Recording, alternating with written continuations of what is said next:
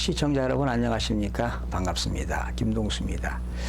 이 시간에는 부동산 등기법에 대한 등기법에서 나오는 근저당권에 대한 내용을 여러분에게 전해드리겠습니다.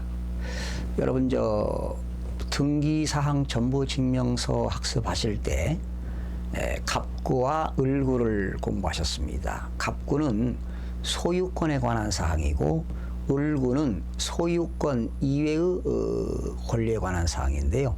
그래서 등기부의 을구에 들어가는 것이 저당권, 근저당권, 지상권, 지역권, 전세권, 임차권 이런 것들이 을구에 들어가는데요. 이 시간에는 근저당권에 대해서 여러분들에게 전해드리겠습니다. 근저당권은 이제 설정이 있고요. 또 근저당권 변경, 근저당권 이전, 근저당권 말소, 그리고 근저당권에 대한 근저당권부 질권 이렇게 5가지를 여러분들에게 전해드리겠는데 일반인들 중에서도 아시는 분들도 많이 있을 거고요. 그런데 공인중개사들 그 실무 교육을 가보게 되면 근저당권 설정과 말소는 다 압니다. 그런데 변경과 이전 그리고 근저당권부 질권에 대해서 모르시는 분들이 상당수가 있더라고요. 그래서 이 시간에 부동산 등기부 근저당권 전반적으로 설명을 드려보겠습니다. 여러분 등기부를 보게 되면 처음에 순위번호가 나오죠. 여러분들이 이 화면을 통해서 이 자료를 좀 보시기 바랍니다. 필기는 생략합니다. 순위번호가 나오고요. 두 번째 등기 목적, 그리고 접수 연월일, 그리고 등기원이 나오고 권리자 및 기타 사항이 나오는데요. 우리가 보통 은행에서 돈을 빌려오게 되면 근저당권을 설정합니다. 그래서 순위번호는 1번이 되겠죠. 등기부의 순위번호가 1번, 2번, 3번, 4번 이렇게 나가서 우리는 주등기라고 합니다. 주된 등기, 주등기라고 하는데 우리가 근저당권 설정하게 되면 순위번호 1번 해서 등기 목적은 근저당권 설정입니다. 근저당권 설정. 그리고 이제 접수에는 날짜하고 등기관이 등기소에 접수 번호가 나오죠. 그리고 등기원인은요 설정 계약입니다. 근저당권 설정하면 등기원인은 설정 계약이고요. 거기에 이제 빌려온 돈이 있을 거 아닙니까? 내가 만약에 8천만 원을 빌려왔다. 그러면 채권자가 8천만 원 설정하는 게 아니라 채권 최고액입니다. 만약에 1억을 빌려왔다면 30%를 업을 시키면 채권 최고액은 1억 3천만 원이 되겠습니다. 1억 3천만 원. 이제 채무자가 적겠죠. 채권 최고액 1억 3천. 채무자 김철민. 김철민의 주소 들어가고요. 그리고 이제 근저당권자가 되겠죠. 여러분 채무자는요 근저당권 설정자입니다. 근저당권 설정자. 채권자는 근저당권자입니다. 은행이죠. 예를 들면 중소기업은행, 그리고 중소기업은행에 법인 번호 들어가고 주소가 들어갑니다. 자, 그러면 현재 채무자는 김철민이고 채권자는 중소기업은행입니다. 그런데 채무자가 바뀔 수도 있고요. 채권자가 바뀔 수도 있습니다. 그러면 채무자가 바뀌게 되면은 만약에 지금 김철민이가 돈을 빌려왔는데 채무자가 김철민이에요. 근데 김철민이가 갚아야 할 돈을 만약에 이연섭이가 갚는 걸로 바뀌었다. 그러면 이것이 바로 뭐냐? 근저당권 변경입니다. 그러니까 채무자가 바뀌는 것은요. 근저당권 변경. 그래서 그 순위번호는 2번이 아니라 1-1번입니다. 1-1번을 부기등기라고 합니다. 부기등기. 1번, 2번, 3번, 4번 이건 주등기가 되겠고요. 1-1번, 2-1번, 3-1번 이렇게 다시로 나가는, 의로 나가는 것은 부기등기가 되겠는데요. 그러면 등기 목적은 1번 근저당권 변경입니다. 채무자가 바뀌는 것은 등기 목적은 근저당권 변경. 그리고 날짜 쓰고 접수번호 쓰시고요. 그리고 등기 원인은 김철민이가 갚아야 할 채무를 이연섭이가 채무를 안았습니다. 너의 채무를 내가 갚겠다.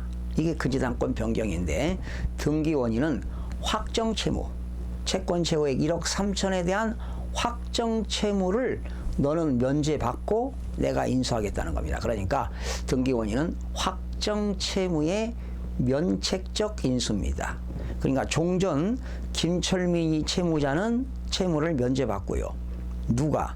이현섭이가 채무를 인수하는 거니까 등기 원인은 확정 채무의 면책적 인수, 또는 뭐 등기관마다 다른데 어떤 등기관은 그냥 채무 인수, 네가 갚아야 할 채무를 내가 안았다, 업센텐스 인수했다 해서 채무 인수인데 원칙의 용어는 확정 채무의 면책적 인수가 되겠습니다.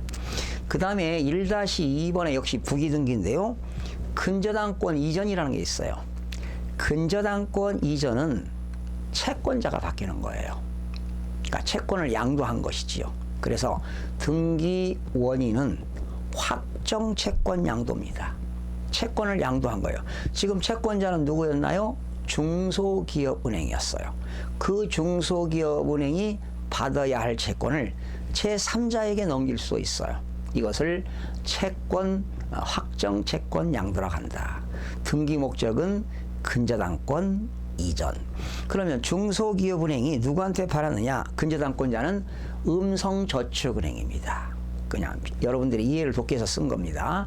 중소기업은행이 받아야 할 채권을 음성저축은행에 채권을 넘겼다. 이것이 근저당권 이전이 되겠어요. 등기 원인은 확정 채권 양도. 다시 합니다. 채무자가 바뀌는 건 뭐라고요? 근저당권 변경. 등기 원인은 확정 채무의 면책적 인수. 채권자가 바뀌는 것은요, 근저당권 이전. 등기 원인은요, 확정 채권 양도. 이것도 부기등기가 되겠습니다. 그런데 근저당권을 설정했던 그 채무자 김철민이가 중소기업은행에서 돈을 빌려왔는데 빌려온 돈을 만개 갚았다 라고 한다면 이거는 주등기가 돼갖고 2번 에서 1-1번 근저당권 설정 등기 말소. 등기 목적은 근저당권 설정 등기 말소. 빌려온 돈 갚았으니까 근저당권 말소시켜야 되잖아요. 근저당권 등기 말소. 등기 원인은 뭐가 되느냐? 해지가 됩니다. 해지. 근저당권 설정 등기 말소는 등기 원인이 해지가 됩니다. 그래서 근저당권 설정과 변경과 이전과 말소 네 가지 했고요. 마지막 하나는 근저당권부 질권을 설명하겠습니다. 여러분, 질권이라는 거 들어보셨나요? 담보물권에는 근저당권, 유치권, 질권. 쉽게 생각하면 여러분이 돈 필요할 때 급할 때 전당포에다가 귀금속이라든가 또는 시계, 좋은 명품 시계를 전당포에 맡기고 돈을 빌려오잖아요. 그러면 그게 전당포 입장에서는 질로 잡은 거예요. 질권이에요. 그러니까 교환 가치가 있는 거지요. 그러니까 전당포가 네가 돈을 갚으면 원금하고 이자 가져오면 내가 시계를 내주겠다.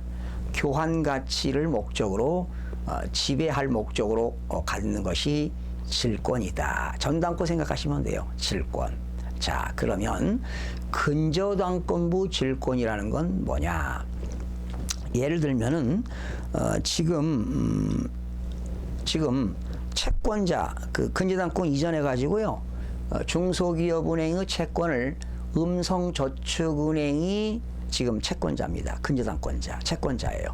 근데 음성저축은행이 채권자이면서 근저당권자인데 그 음성저축은행도 돈이 필요하면 제3자에게 그 근저당권을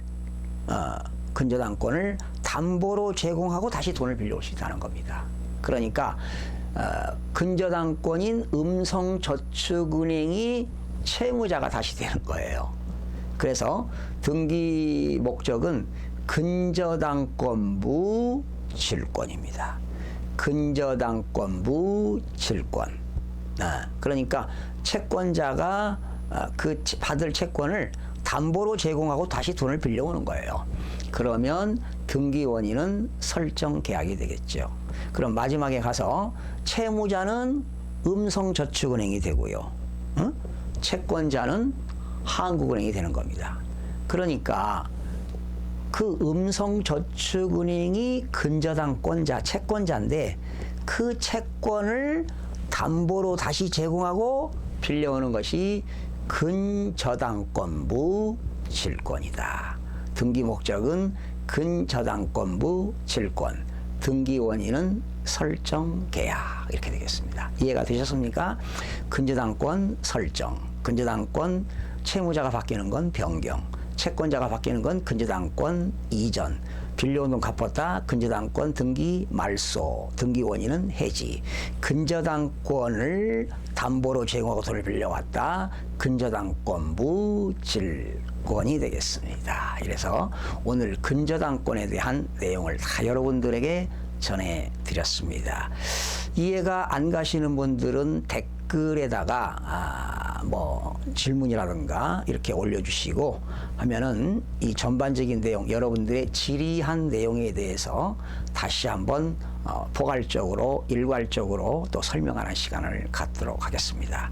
시청자 여러분 대단히 고맙습니다. 여러분들을 위해서 최선을 다해서 노력하겠습니다. 대단히 고맙습니다.